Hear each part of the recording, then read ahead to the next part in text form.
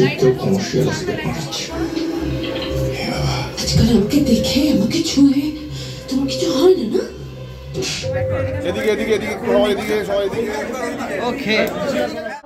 মানুষকে বেলাইন থেকে ফেরানোর জন্য আসছে কিনা আমি জানি না, কিন্তু মানুষকে আরেকবার দেখানোর জন্য যে কত রকম বেলাইন হতে পারি আমরা, সেটার জন্য হয়তো আসছে বেলাইন।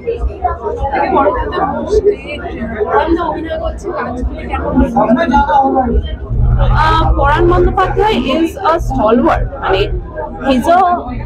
he gives master class when he acts. তো সেইটুকু আমার বিশাল বড় পাওনা, মানে আমি যে আজকে আমার সেটে ওরকম একজন মানুষকে নিজের চোখে দেখতে পাচ্ছি বা মনিটরে দেখতে পাচ্ছি, উনি যা যা করছেন, যা যা ইম্প্রোভাইজেশন করছেন, যা যা পারসিভ করছেন অ্যাজ অ্যান অ্যাক্টর, সেগুলো গিফট। মানে আজকে অভিনেতা না হলেও প্রত্যেকটা মানুষের কাছে সেটা গিফট। তো এটাই আমার পাওনা, মানে পরাণ বন্দ্যোপাধ্যায়ের সাথে অভিনয় করা। চরিত্র চ্যালেঞ্জ প্রত্যেকটাই থাকে, জানো তো, মানে প্রত্যেকটা চরিত্রে আমাদের বা তোমার আজকে কাজ করতে এসে তোমার আজকে একটা কিছু অসুবিধা হতেই পারে, তো আমাদের চ্যালেঞ্জেস এবং আমাদের কমফর্ট খুবই প্যারালাল লাইনে রান করে। তো সেইভাবেই আমি বলবো যে প্রত্যেকটা চ্যালেঞ্জ ওইভাবে দেখাটা খুব অদ্ভুত, মানে খুব বাকি জিনিসকে নেগলেক্ট করা, যে আমি আমার জল তেষ্টা পেয়েছি তাই জন্য অক্সিজেন আছে আমি ভুলে যাবো। তো এইরকম একটা মজার বিষয়। তো চ্যালেঞ্জ যেমন ছিল, কমফর্টও ছিল, তাই জন্য আমি চ্যালেঞ্জ আলাদা করে বলতে পারবো না, কিন্তু আমি বলতে পারবো যে আমার টিম আমাকে অদম্য সাপোর্ট করেছে, মানে অদ্ভুত সাপোর্ট করেছে, যেটা সবসময় প্রত্যেকটা মানুষ যে কোনো ফিল্ডে থাকুক বা প্রত্যেকটা অ্যাক্টর যে কোনো সিনেমাতেই থাকুক বা সিরিজেই থাকুক না কেন তারা পায় না। আমি পেয়েছি, আমি গিফটেড। আমি লাইনে থাকতে পছন্দই করি না, তার কারণ হচ্ছে আমার মনে হয় যে এই যে আমরা কোনো লাইনে থাকা মানে কি বলে যে কনভেনশনাল কিছু হওয়া, তো কনভেনশনাল কোনো কিছুই যে ওটা আদতে লাইনে আছে এটা ভুল কথা। অনেক সময় অনেক আনকনভেনশনাল জিনিস আমাদেরকে আদতে লাইনে ফেরায়। মানে কি আরো বলবো, ওকে বলি আরেকবার, আমি বেলাইনে থাকতেই পছন্দ করি, তার কারণ হচ্ছে আমার কোনোদিনই কোনো কনভেনশনাল জিনিসকেই তো আমরা লাইনে থাকা মনে করি, তো আমার চিরকাল আনকনভেনশনাল জিনিসপত্রই ভালো লাগে। তো আমি লাইনে থাকলে মনে হয় আমি বেলাইনে আছি, আর বেলাইনে থাকলে মনে হয় আমি ফাইনালি লাইনে ফিল। সো আমি বেলাইনে থাকতে চাই, আর আমার মনে হয় বেলাইনে মাঝে মাঝে যাওয়া উচিত, কারণ বাকি সবাই যেগুলোকে এতদিন ধরে আইডিয়ালাইজ করেছে, বলেছে, বুঝিয়েছে এগুলোই ঠিক, সেগুলোকে চ্যালেঞ্জ করার দরকার রয়েছে। তাই আমার মনে হয় বেলাইনের অত্যন্ত গুরুত্ব রয়েছে আমার জীবনে। দারুণ দারুণ দারুণ, পরাণদা দারুণ লুডো প্লেয়ার, এটা আমরা জানতাম না। তো মানে পরাণদা প্রচন্ড চ্যালেঞ্জিং ছিল পরাণদার সাথে লুডো খেলা। পরাণদার পরপর 6 পড়ছিল, আমার পুট পড়ছিল, তো এইসব ব্যাপারগুলো রয়েছে। আর পরাণদা এখন অসুস্থ, আমরা সবাই ঈশ্বরের কাছে প্রার্থনা করি, যে ঈশ্বরকে বিশ্বাস করি প্রার্থনা করি যেন পরাণদা সুস্থ হয়ে ওঠে। বেলাইনেই থাকতে পছন্দ করি, আমি লাইনের লোক নই। একদম বেলাইনে আমার মানে ঘর সংসার। যখন লাইনে যাই তখন মনে হয় যে না, আমার একটু বোরিং লাগে, আমার মনে হয় না না না না এটা আমি ঠিক নেই। আর এটা মনে হয় আমাদেরকে ছোটবেলা থেকেই শেখানো হয়েছে যে তুমি এই করবে, চাকরি করবে, তারপর বিয়ে করবে, তারপর বিয়ের জন্য তোমাকে এই করবে, তারপর হচ্ছে বাচ্চা হচ্ছে না কেন, বাচ্চা হবে না, তারপরে এই হচ্ছে বাচ্চার এই স্কুলে দেবে। এই যে একটা টিপিক্যাল লাইনের জীবন আমরা বাঁচি, তো সেই জীবন আমার কোনোদিনই বাঁচতে ইচ্ছে করে না।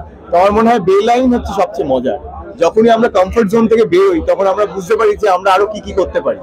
তো আমার মনে হয় সবারই লাইনচ্যুত হওয়া উচিত, তবে নতুন কিছু হয়।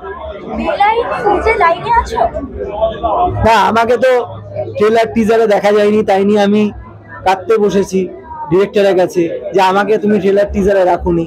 তো ডিরেক্টর বললো যে আনসার তাকে কি আর রাখা যায়, তাই বললাম ঠিক আছে, এই নিয়ে আমি এগিয়ে যাই তোমাদের সাথে, তোমাদের পাশে।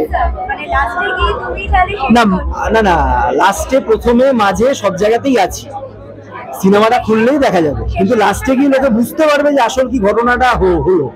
এবং সত্যি কথা বলতে বেলাইন সিনেমার মধ্যে যদি কেউ লাইনে নিয়ে আনে সিনেমাটাকে, সেটাকে আমি। আর যে চরিত্রটা আমি প্লে করেছি সেটা আমি এখনো অব্দি প্লে করিনি, এবং আমি সত্যিকারের সৌভাগ্যবান যে আমি একজন লেজেন্ডারি অ্যাক্টর পবন বন্দ্যোপাধ্যায়ের সঙ্গে কাজ করতে পেরেছি পুরো স্ক্রিন জুড়ে, এবং তার থেকে অনেক কিছু শিখতে পেরেছি অ্যাজ অ্যান অ্যাক্টর, অভিনেতা হিসাবে। কারণ তারা তো আজকে গড গিফট, তো তাদের কাছ থেকে শেখাটাই সব থেকে বড় পাওয়া, এবং সেটা আমি পেয়েছি। এবং এই আমি বিশ্বাস করি 29শে মার্চ আফটার পারিয়ার সাকসেস বেলাইনও একটা অন্য মাত্রায় নিয়ে যাবে, এবং অন্য জায়গায় বেলাইনকে আমরা দেখতে চলেছি, ব্লকবাস্টার হবে। এখন বলতে পারি যে তোমার সব সিনেমায় মোটামুটি ব্লকবাস্টার যাচ্ছে, পারিয়ার পর এখন বেলাইন কিরকম লাগছে? খুব ভালো লাগছে, কারণ দেখো যখন সিনেমা যখন হিট হয় না, তখন প্রত্যেকে একটা টিমের ভালো হয়, গোটা ইন্ডাস্ট্রির ভালো হয়। এবং আমি তো বলছি, যেটা আমাদের প্রডিউসার একটু বললো, যে প্রত্যেকটা বাংলা ছবিকে সাপোর্ট করা উচিত, বাংলা ছবি মানুষ। তাহলে কি বাংলার গ্রোথ মানে আজকে সমগ্র মানুষের গ্রোথ, এবং এটা আমার আপনার বা এর ওন নয়, এটা সবাইকে নিয়ে ভাবতে হবে, এটা ইউনাইটেড ফ্যামিলি। তো সেখান থেকে দাঁড়িয়ে যদি আমরা সাপোর্ট করতে পারি, তাহলে আমরা এগিয়ে যাব। তো সেভাবে আমরা বেলাইন এগিয়ে যাব, লাইনে ফিরে আসবো এবং সকলকে নিয়ে সবকিছু করবো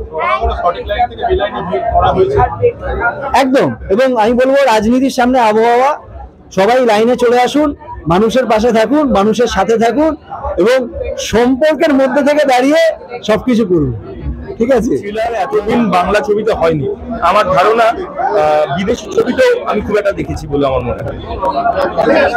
ফোন কলটা আসে, ফোন কল নাম্বারটা হয়ে যাচ্ছে, ক্রস কানেকশন হচ্ছে, এটা খুব জানতে ইচ্ছে করছে। দেখুন, লাইন বিচ্যুত হচ্ছে এটা তো বটেই, তার ক্রস কানেকশন বলাই উচিত। আজকালকার লোকেরা হয়তো বুঝতে পারবে না যাদের ল্যান্ডফোন নেই। একটা সময় ছিল যখন ক্রস কানেকশন হতো, একজনকে ফোন করতে গেলে আরেকজনের কাছে ফোন চলে যেত। আমরা দুষ্টুমিও করেছি ছোটবেলায় অনেক, সেই এক্সপিরিয়েন্স এখন না বলাই ভালো। কিন্তু এই গল্পটা ওই ক্রস কানেকশনের জন্যই পুরো গল্পটা চেঞ্জ হয়ে যায়।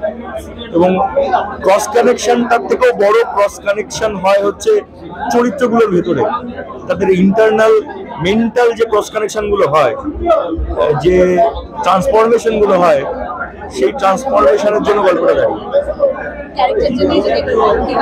ক্যারেক্টারটা এভাবে বলতে হয় যে আমার নিজস্ব যা চরিত্র বা আমি এতদিন যা বিশ্বাস করে এসেছি, তার পুরো উল্টো মেরুতে দাঁড়িয়ে এই চরিত্রটা।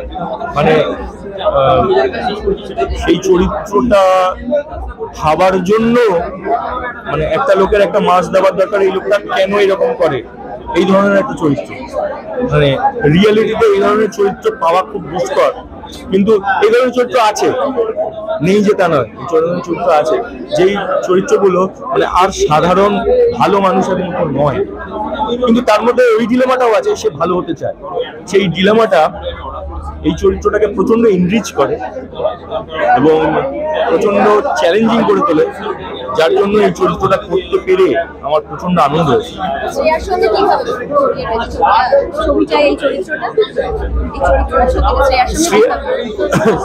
শ্রেয়ার সাথে এই ছবিটা, এই চরিত্রটা শ্রেয়ার সাথে কিভাবে কানেক্টেড, এক কথায় বলতে গেলে আমাদের একটা রিলেশনশিপ আছে এবং আমরা একটা লিভিং করি। সেই চরিত্র দুটো লিভিং করতে গিয়ে তাদের ভেতরে যে ডাইনামিক্স তৈরি হয়, তাদের মেন্টালিটি হঠাৎ করে ক্রস কানেক্টেড হয়ে গেলে কিভাবে তার কনসিকুয়েন্সেস চেঞ্জ হয়ে যায়, সেটার উপরে দাঁড়িয়ে গল্পটা, বা তাদের কেমিস্ট্রিটা, তাদের চরিত্রগুলোর কেমিস্ট্রিটা।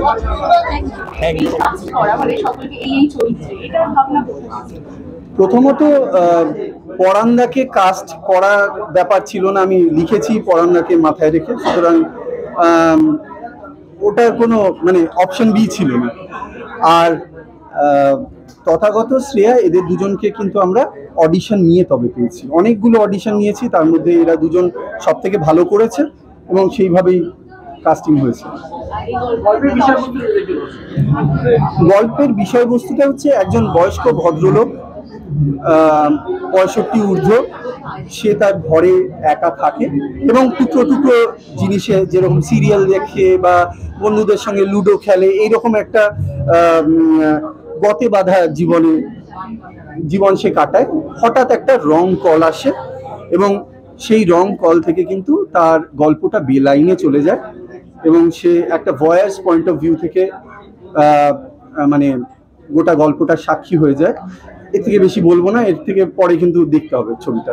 প্রশ্নটা আগেও তোলা হয়েছে, জাস্ট কামিং অন দ্যাট, আমাদেরকে আমি ছবি ব্যবসায়তে ইনভেস্ট করি, ওর মধ্যে একটাই ছবি রয়েছে, তো নিশ্চয়ই content is the first thing যার জন্য আমরা ইনভেস্ট করি।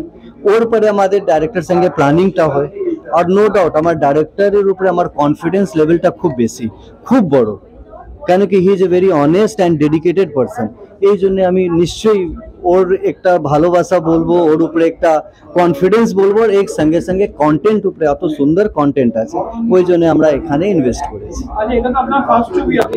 না না না না না, এর আগে আমার রিলিজ হয়েছে জো করে ছবি, এর ছাড়া আমাদের 5টা-6টা ছবি অলরেডি বানানো রয়েছে, যার মধ্যে গন্ধ আছে, রোডোডেন্ড্রন আছে, মিষ্টি আছে, সেসব বানানো রয়েছে।